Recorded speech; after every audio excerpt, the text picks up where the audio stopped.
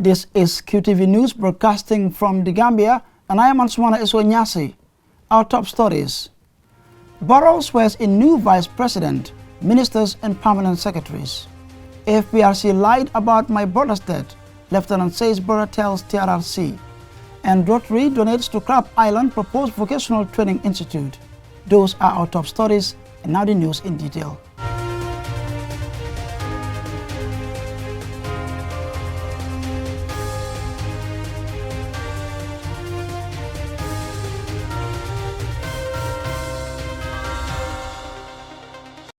President Barrow has said that his recent major cabinet reshuffle was meant to set things right. He calls on public servants to be apolitical with regard to the welfare of the people. He was speaking on Thursday as he presides over the swearing-in of the new Vice President, Dr. Aissatou Touré, together with 4 other new ministers and permanent secretaries. Aliou Cisse was at the State House and he now reports. The newly appointed Vice President, Dr. Aissatou Touré, together with 4 other new cabinet ministers, took the prescribed oath of office, allegiance and secrecy administered by Secretary of Cabinet Ibrahima Cisse. The 4 ministers are the Minister of Women, Children and Social Welfare Fatou Kinte, Lamin Job, Minister of Trade, Regional Integration and Employment, Ami Fabure, Minister of Agriculture, and Dr. Amadou Lamin Samate, Minister of Health. Also sworn in were Sekou Kausu Gassama, Permanent Secretary at the Office of the President, Salimata Touré and Suleiman Umar Njai, both permanent secretaries at the Ministry of Foreign Affairs, and Mot Sekka of the Ministry of Finance. Speaking publicly for the first time since the last major cabinet reshuffle, Barrow said a cabinet portfolio doesn't mean thinking and working exclusively along political lines. President Barrow 2 weeks ago sacked his former Vice President Ousainou Darboe and 2 other cabinet ministers. Your identification and appointments reflect the trust and confidence we have in you as respectable and dependable patrons of the country. Therefore, let me emphasize that your nominations were not based on any personal or special relationship I have with you, but on relevant and specific criteria devised in the best interests of the country. Political differences, according to the Gambian leader, must not corrupt, undermine or divide cabinet ministers. He called for a united cabinet. Collectively, we should symbolize unity and must not instigate division. Instead, we should be a source of inspiration to unite the citizens and work together as one nation. To achieve this, what we say and do should be consistent in both our public and private lives. It is a betrayal of trust to belong to a group, yet openly or secretly oppose its ideals. Objectives, values, agenda, and what it stands for. In other words, one cannot operate in cabinet or within a government system and seek to undermine it in order to pursue any other interests. He warned public servants to refrain from dividing the nation along partisan lines. Accepting public servant assignment, he told the new appointees, calls for honesty and respect for government norms, principles, and loyalty to the leadership. When political gains and political beliefs or ambitions come first, we will divide the people along political affiliation, ethnicity, or other social divides. This is unacceptable. Cabinet members and those in government should be apolitical as regards the welfare of the people who have mandated them to run their affairs. As leaders, we ought to be considerate and compassionate, but we must be realistic and firm in ensuring that justice is done in the interest of the nation. It is this principle that has given rise to the cabinet reshuffle, resulting to the new appointments that have just been confirmed. The lesson is that sometimes difficult decisions have to be taken to set things right. This is necessary occasionally to establish order in our governance system. The newly sworn-in Vice President Dr. Isatou Touré thanked President Barrow for the opportunity given to serve as VP and by extension to serve the Gambian people. I wholeheartedly accept with humility and lend my unflinching loyalty to you as your Vice President, and I am committed to support and advance your reform agenda as well as promote and deliver on the National Development Plan 2018 to 2021, including national policies and programs as well as aligning with the global development discourses such as the Sustainable Development Goals, etc. VP Dr. Touré said Barrow has given priority to youth and women for effective positive change. This, he added, is manifested by the appointment of more women into cabinet. She calls for patience as the government responds to what she calls the daunting challenges inherited from the former government. Reporting for QTV News, I am Aliou Cissé. The widow of late Lieutenant Jibril Say, one of the victims of the November 11, 1994 incident, Thursday testified at the ongoing Truth, Reconciliation and Reparations Commission's public hearings. Her testimony was in relation to his demise and the impact it had on their family. Mbaya Demba, widow of late Lieutenant Jibril Say, one of the victims of November 11 incident, Thursday testified before commissioners of the Truth, Reconciliation and Reparations Commission. Her testimony was in relation to her late husband's demise and the impact it had on their family. The witness claimed she was married to the late Lieutenant Say for 6 years and they had 2 sons. She told the commission she last saw him on Friday the 11th of November 1994 when he left for work around 7 a.m. Further testifying, she accused that her late husband had informed her that he would close work late as he would be going to the port in Banjul. She said he had also informed her that on his way to work, he would pass by their family house in Banjulunding. Since then, she has never set eyes on him until she received news of his death 3 days later. What happened to me in my house? Well, people came there. Soldier sabanata je because manna was having a phone soldier sabanata je. 3 soldiers came to the house as well. Do woman to do male famoti. One of them was a younger brother of mine. And military police fulale nata je nate dunta kambu. And 2 military police officers, they came and entered into the room. I kodo bondi ani montoro adina. He removed money and a watch and gave to me. Nyapita kankai pankai nkele. I held on to him and I said to him, Pa, where is my husband? He told me he's there, but then the other soldiers prodded him on and they moved out. But when I held the money in my hand, it appeared it was like I was being sucked by current. My baby was in my arms. My family members from Serekunda were sitting with me in the room. They came to me and took the baby away from me and asked me to take heart. They said to me they got the information, but they were not bold enough to tell me what happened. Further testifying, the witness noted that her late husband's demise has had a serious impact on their family. Meanwhile, Omar Say, elder brother to the late Lieutenant Say, told the commission that the family had made several attempts to inquire about his whereabouts. He said it took 1 year before they received official confirmation of his death from the AFPRC. You haven't received anything from the government? No, nothing, absolutely. How does that make the family feel? Very bad.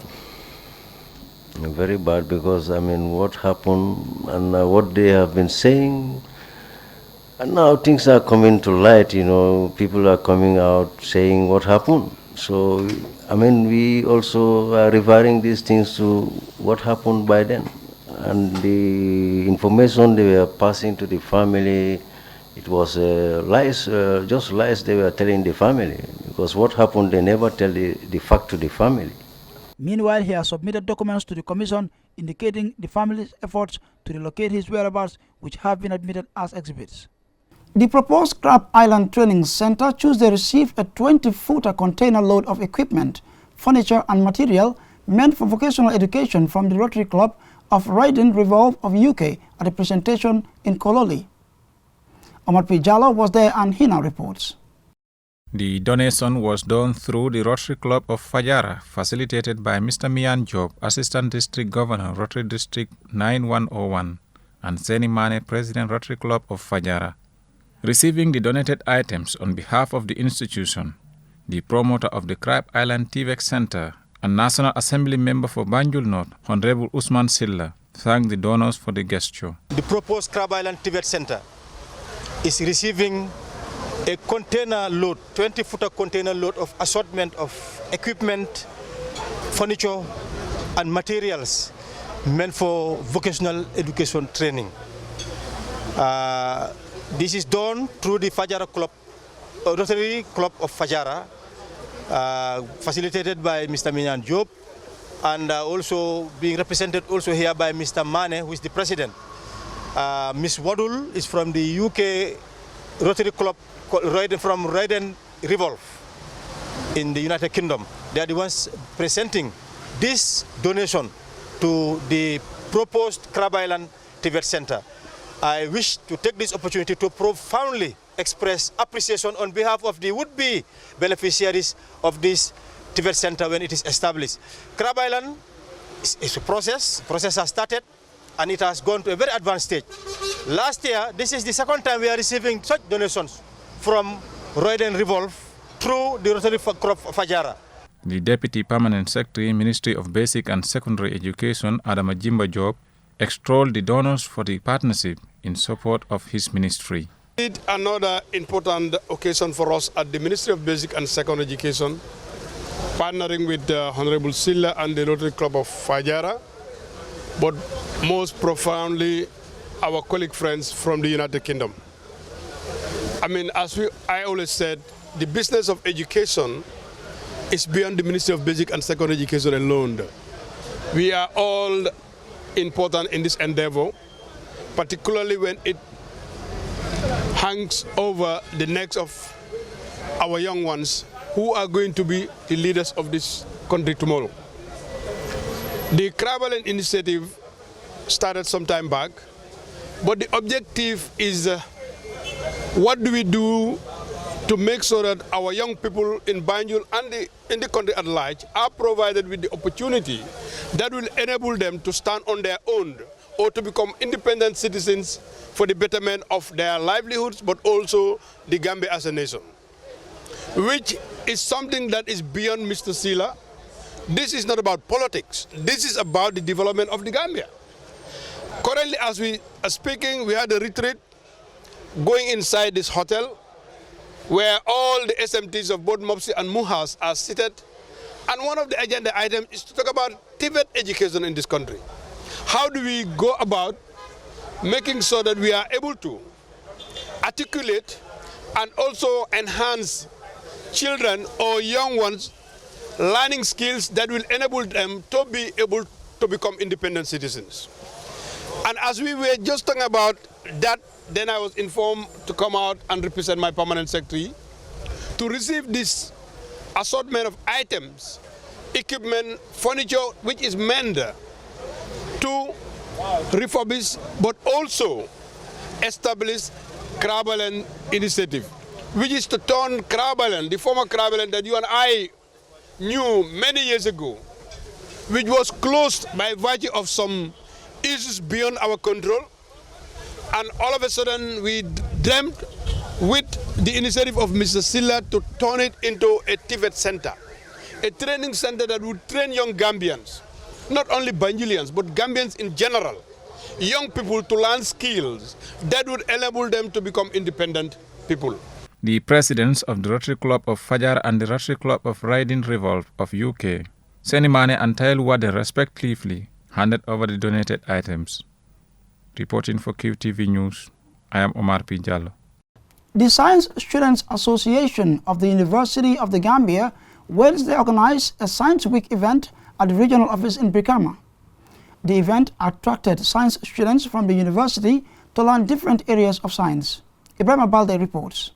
The theme for this year's event is Science Reawakens Human Sense of Thought for Sustainable Development. According to some of the participants, the Science Week will motivate young people to study the field of science. You guys are in Africa here. We don't have a lot of resources. I agree. However, that is no reason, no excuse whatsoever to produce brilliant minds. If anyone tells you that Africans are not capable or intelligent, prove them wrong. I disagree with this notion. The only limit to you achieving is you, no one else. We have mobile phones. Every one of us has a smartphone in this room. We have internet access. What do we use it for? WhatsApp, Facebook, selfies, and all that stuff. Now take your time, Google something. What is physics? Or what is this equation? So and so on. If you use your resources well, you can also get a Nobel Prize. He further encouraged the students to take up science seriously because the Gambia needs more people in this field. There's a lot of people who have done all these subjects before us, whether it's in the Gambia, in Africa, or Europe. People have done this. The first Muslim Nobel Physics Prize laureate, the first Muslim, this guy, when he was a kid, he saw electricity for the first time in his life around the age of 14, 15 in the town. That's when electricity just arrived in the town. He ran back home to the village so excited like a child, having seen a wonder of what electricity is. He grew up to become a Nobel Prize winner in physics. The Science Students Association of the University of the Gambia was established in 2014 to promote science in relation to research on health technology and development. The association covers every student in the Division of Sciences. It has been involved in many activities, namely organizations of science-based programs for high school students, exhibition nationwide, students outreach sensitization on the importance of the university education, etc. Ibrahim Abalde, QTV News. Meanwhile, a consortium of Gambian fullers called Tabital Pulagumbo Gambia on Tuesday concluded a week-long nationwide consultation tour with a press conference in Brikama West Coast region. Omar P. Jallo tells us more. The association Tabital Pulagumbo Gambia was created to foster unity among members and the Fula people in general. It also targets to develop and promote Pular to be a writable and readable language. It could be recalled that this association earlier this year elected Sidi Dem of Marakisa in the Combo Central District as their new president at the group first constituted Congress at the Friendship Hotel in Bakau. More than 300 delegates across the country attended the Congress, including invitees from Senegal and Mauritania. The public relations officer of the association, Aliou Jallo, said they embark on the nationwide tour to familiarize themselves with the people they are serving, and as well gather first-hand information regarding challenges their members face and suggestions to address those challenges. Sidi Dem, president of the association, described the tour as the greatest activity organized by the new executive. He appealed to Fullers to remain united towards the attainment of the association's objectives. Fatou Kande, an executive member, called on Fullers to respect the constitution of the Gambia and to avoid anything that can be detrimental to the peace and stability of the country. She called on the Gambian Fullers to be united for their own benefit, saying that is the only way they can achieve their fundamental objectives as an association. At the Congress, Sidi Dem was elected president, Saidou Sow was also elected first vice president, Jeneba Sow as second vice president, Geda Jao as third vice president, Lamin Ba as secretary general, and Aliou Jallo as PRO, alongside other nominated members. The organization is non-political, but targets to foster unity and harmony among Fullers in the Gambia and to help in addressing their challenges. Reporting for QTV News, I am Omar P. Jallo. And before we end this bulletin, here's a recap of our main stories. President Barrow has said that his recent major cabinet reshuffle was meant to set things right. He calls on the public servants to be apolitical with regard to the welfare of the people. He was speaking on Thursday as he presides over the swearing-in ceremony of the new Vice President, Dr. Aissatou Touré, together with 4 other new ministers and permanent secretaries. The widow of late Lieutenant Jibril Say, one of the victims of the November 11, 1994 incident, Thursday testified at the ongoing truth Reconciliation Reparations Commission's public hearings. Her testimony was in relation to his demise and the impact it had on their families. And the proposed Crab Island Training Center Tuesday received a 20-footer container load of equipment, furniture and material meant for vocational education from the Rotary Club of Riding Revolve of UK at a presentation in Kololi. And that's it for this bulletin. Stay tuned and enjoy the rest of our programs. Until then, thank you for watching.